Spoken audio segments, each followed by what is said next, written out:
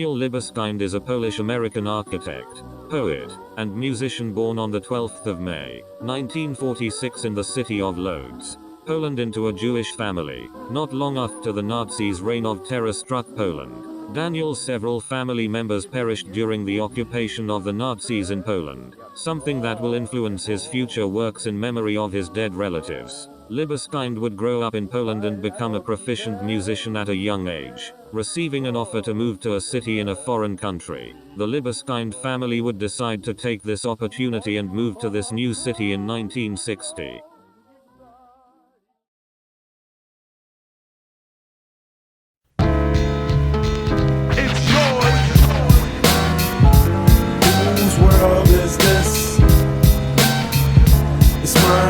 It's mine, whose world is this? It's mine, whose world is this? It's mine, whose world is this?